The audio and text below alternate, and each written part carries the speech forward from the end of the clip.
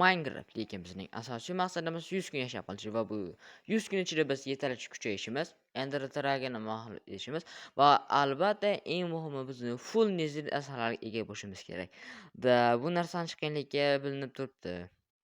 Birinchi kundan paydo bo'lganimiz zahoti hamma yerni ko'rdimda tikkasiga qishloq izlagani tushdim. Chunki men bu sitda juda ham ko'p o'ynab ko'rganman va bu naq 3-marta urinib ko'rishimiz hisoblanadi va men qishlog'imni topdim. Qishloqqa yetib borishim bilan birinchi o'rinda menga resurs kerak edi va shuning uchun resurs izlagani kompot menga kerakligini sezib qoldim va qishloqqa kirganimdan keyin buni tashlab berishni men bilmadim. Minecraft buzildimi deb qishloqqa bitib tursam Minecraft ishlayapti, telefon qotmayapti, men hayronman. Mayli buni sizlar kommentariyada yozib qoldirishini xohlayman. Va shu orqali men golem qidirishga otlandim va golem ham topdim. Lekin bu juda ham katta xato edi.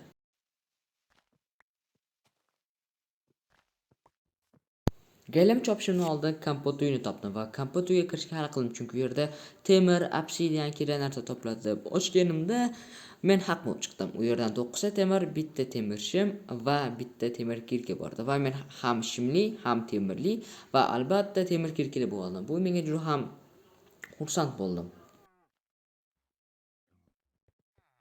Keyin men bu qishloqda ikkita kompot uyi borligini bildim, lekin to'xta, avval golem o'ldirib, undan ham temir olay dedim, lekin men juda qattiq qatnashganimni bildim.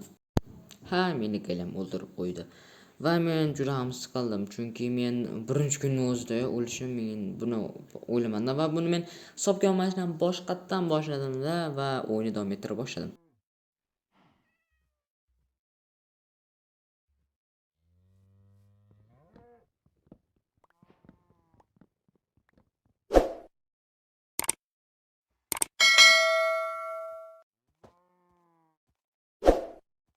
Endi meni qilqon bor.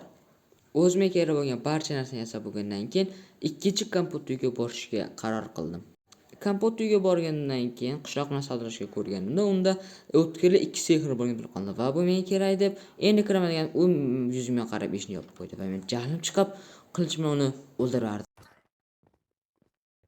Sandiqni biror narsa chiqardi. Buni ochganimda uni ko'rib juda ham xursand bo'lib ketdim. U meni ko'nglimda nimalar siqqanini umuman bilmaysizlar. Shunaqangi maza qilardim, konga tushish kerak emas, o'lib ketish shart emas deb shunaqa xursand bo'ldim. Shunchaki videoni ko'ringlar. Juda olmos bo'lgandan keyin men albatta olmos kirka yasashga qaror qildim.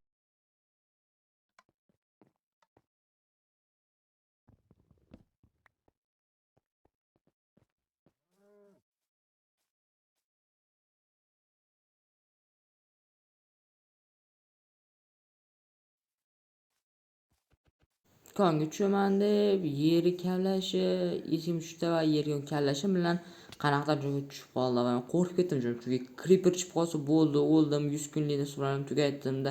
Shu o'zi bir marta tugadi, mani hech narsa qilmaydi deb chiqaman dedim, lekin shu meni kallam tegib qolaverdi va oxiri chiqdim va yonimga qarasam creeper yo'q. Men bundan hayron qoldim. Creeperlar meni o'ldirishga sal qo'lgan edi. Meni qonim juda ham ochildi, shuning uchun men somonlarni qidirib bordim va golem turgan ko'rdim va unga hech narsa qilmasdan o'tib ketdim. Bahor somonlarni topdim va somonlarni hammasini yashirib oldim.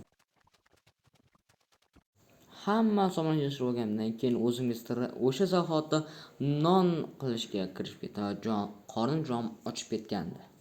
Naq 50 bitta non. Bu menga bemalol yetadi deb o'yladim. Men o'shanda haqiqiy jinni edim. Va birinchi kun shu quyosh botishi bilan birinchi kunimiz tugadi.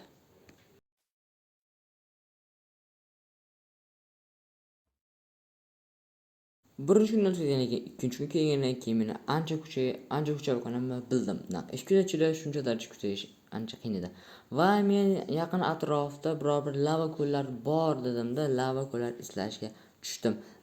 2 minut o'tar o'tmas va men lava ko'lni topdim. Men bu lava ko'lni tashlab biror qiziqarli narsa har xil joylarga borishni xohladim, lekin bu qishloqqa baribir qaytib kelishim kerak edi.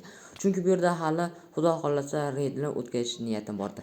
Lekin uzoqdan qarasa mendan nether portal ko'rinib qoldi va men o'sha zahotda netherga otlanishim mumkin edi, chunki menda deyarli full temir aslahalar olmos, kirka va hatto u yerda yetarlicha menda obsidianlar bordi.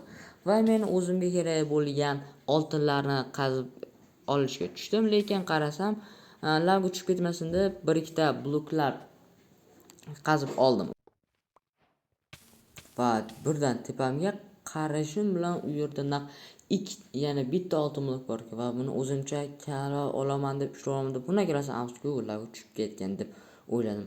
Va men buni hayron qoldim. Bunaqa qarasam oltin bloklar uchib ketmaydi ekan. Men bunga hayron qoldim.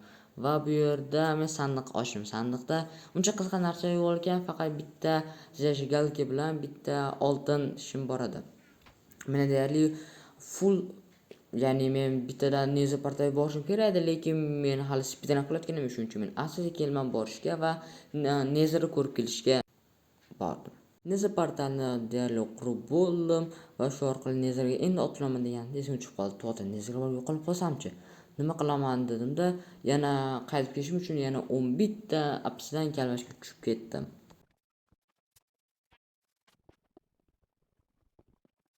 Yetarlicha obsidian kala bo'lgandan keyin yotoq qo'yib qo'ydim, chunki agar u yerda o'lib ketib qolsam, qayerda go'rda paydo bo'lmaydi dedimda, yotoqqa spam point qo'yib qo'ydim. Va men nezerga kirish tayyorladim va nezerga otlandik. Fila.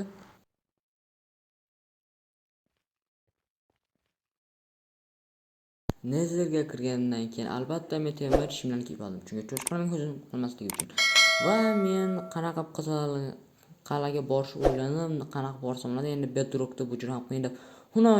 O'ng tomon qarasam, qizil qal'a turibdi va men buni juda xursand bo'lib ketdim, chunki endi qiyinchiliklar bilan o'lib ketish, allaqancha vaqtim sarflab qiynalib ketaman deyish o'rniga shunday ko'yamda ekan va u yerga bitta qizil qal'ani ko'rib kelaydi deb bordim.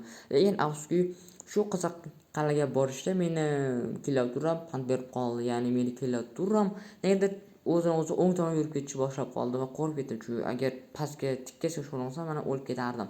Yana bu yerga borishim bilan meni Blazer kutib oldi. Men o'sha zahotda kerak emas deb qaytib ketdim.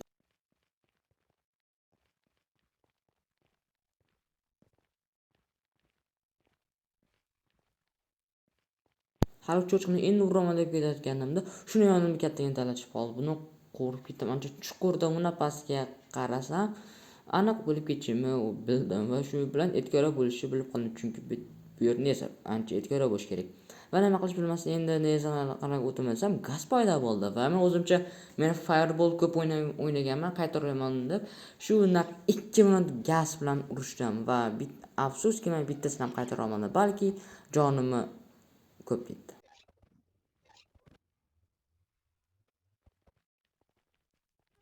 Shuncha fire bilan qaytaraman deb turganda o'zim yonib ketdim va qo'rqqanimdan qo'rqib ketdim. Chunki buning sababi olovnaqa yuzim yarim yopib bo'ldi.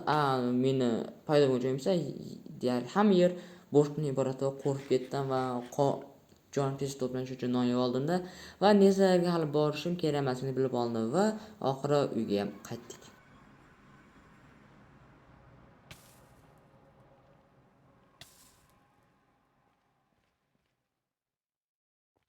Men shu nezar qal'a menga juda kerak bo'ladi deb, shu nezar qayerga ko'chirib olib o'taman deb o'yladim, lekin olib o'tolmasligimni bildim.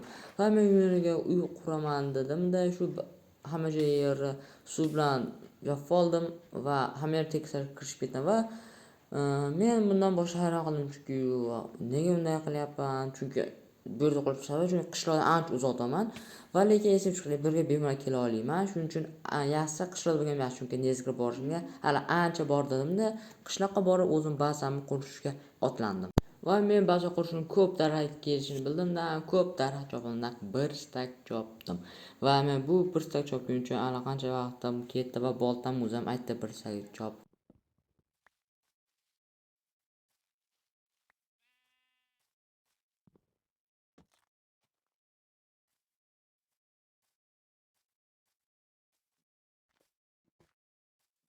Uxlamadi, endi borib uxlayman deganimga tun tushayotgan ekan va oyga qarab hayron, chunki bunaqa chiroyli hech qachon ko'rmaganman hayot davomida. Va men o'sha zahotda kravatimni oldimda men uxlavardim. Va shu bilan ikkinchi kunni ham yaxshi o'tkazib oldim, 3-kunga keldik.